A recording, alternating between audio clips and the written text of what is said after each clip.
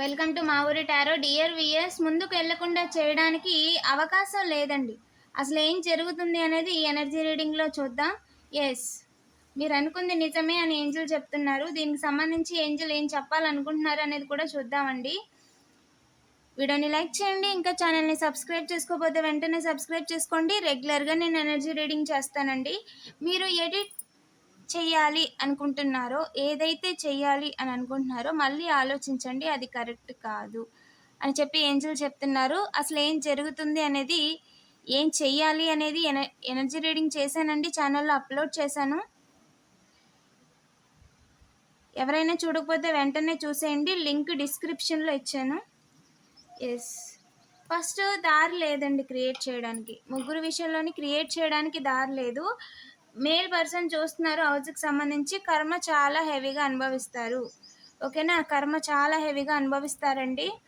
And బాధ పెట్టాలి, ఇబ్బంది పెట్టాలి అని చెప్పి ఇక్కడ సెలబ్రేషన్ లేకుండా చేయాలి, ఇద్దరు జీవితాలను తలకిందులు చేసేయాలి అని అనుకుంటున్నారు.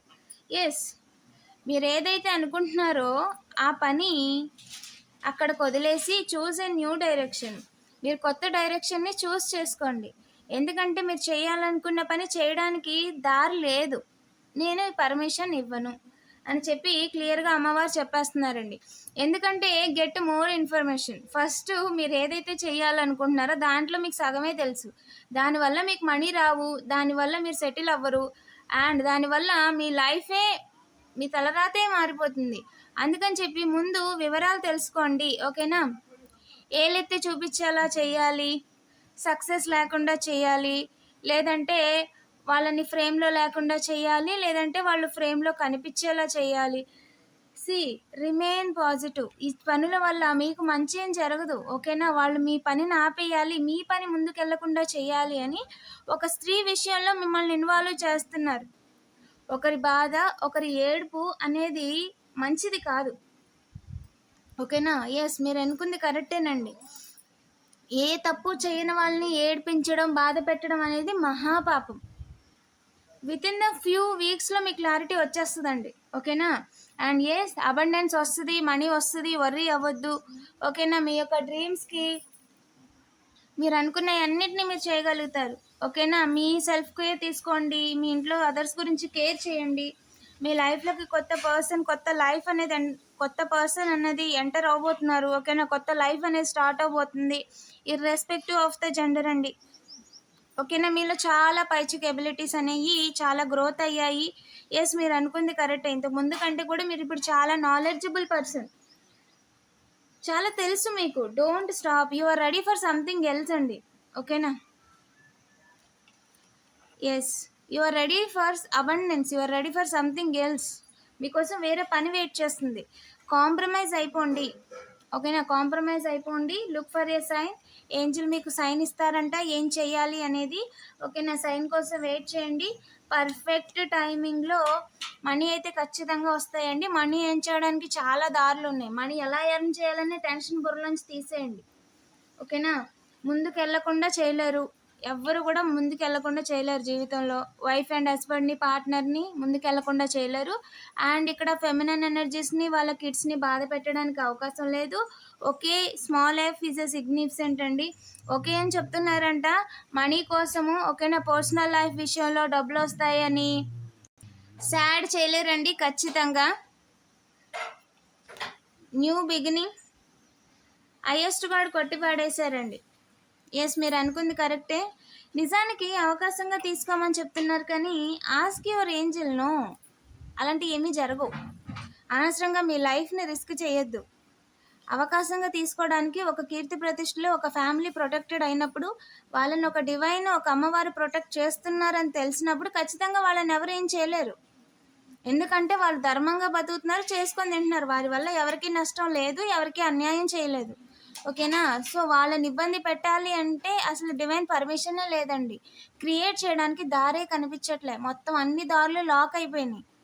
ఓకేనా, సో ఆస్క్ యువర్ ఏంజల్. ఈ పని వదిలేసి నో, జరుగుద్దా లేదా అంటే నో, జరగదు. ఖచ్చితంగా మీ ఫ్యామిలీని, మిమ్మల్ని ఎవరు ఇబ్బంది పెట్టలేరండి. ఎస్, నో, అస్సలు డైరెక్ట్ నో, ఆన్సరే నో. ఓకేనా, జరగదు. టేక్ యాక్షన్ అంటే నో, ఖచ్చితంగా నో. అండ్ హెల్ప్ఫుల్ పీపుల్స్ ఉన్నారా అంటే నో, అది కూడా నో. ఓకేనా. సో హెల్ప్ఫుల్ పీపుల్స్ ఎవ్వరూ లేరు. వాళ్ళ ఓన్ రిస్క్, ఓన్ లైఫ్.